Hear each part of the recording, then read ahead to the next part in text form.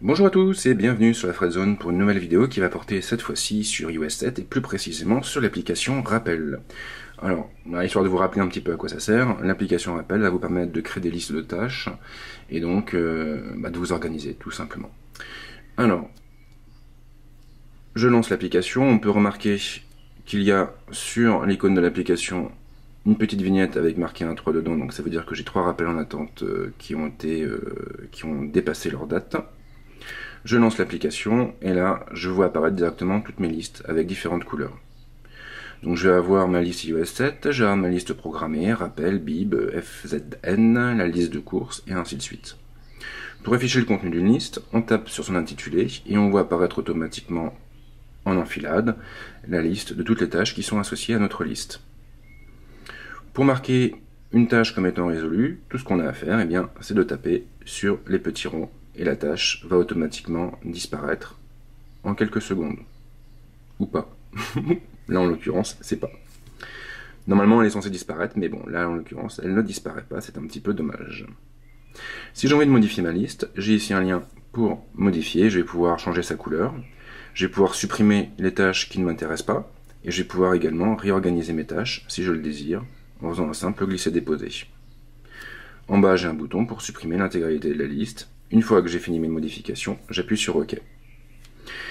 Si j'ai envie d'accéder à la recherche, je dois tirer tout simplement ma tâche ou mes tâches vers le bas. Et là, j'ai un champ recherche qui apparaît. J'ai qu'à saisir quelques termes, quelques lettres, pour voir apparaître une liste de suggestions. Si je veux sortir de ma recherche, j'appuie sur le bouton Annuler. Pour créer un nouvel événement, ou une nouvelle tâche plutôt, même chose, on tire vers le bas et on a un petit plus qui apparaît en haut à gauche. Et là, on va pouvoir créer une nouvelle liste et ajouter des tâches.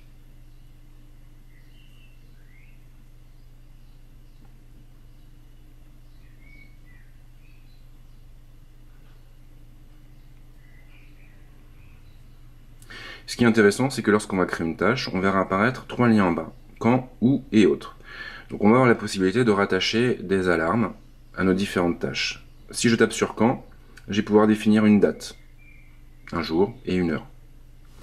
Si je tape sur où, je vais pouvoir définir des conditions en lien avec la géolocalisation. Donc en gros, rappelle-moi d'effectuer cette tâche quand j'arriverai au travail, ou quand j'arriverai à la maison, ou à n'importe quelle autre adresse. Dans le menu Autres, je vais pouvoir donc créer une répétition, ajouter une priorité pour faire ressortir les tâches les plus importantes, changer la liste de ma tâche et ajouter une note. Donc là, je pense que ce sont des fonctions qu'on retrouvait déjà sur iOS 6.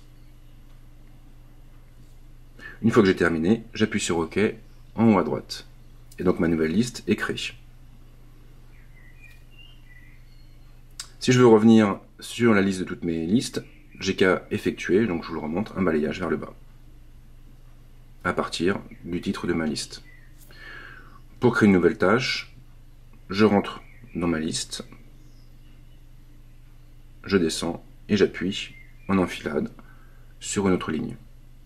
Et même chose, je vais retrouver toujours les options quand, où et autres. Donc voilà pour cette présentation succincte de rappel. En gros, ce qu'on peut dire, c'est qu'on retrouve les mêmes fonctions que sur la version précédente, avec une nouvelle interface qui est quand même plus agréable à utiliser, sans égaler Wunderlist et d'autres applications du même genre. Voilà, je vous dis à très vite sur la Fredzone avec d'autres vidéos qui porteront sur iOS 7.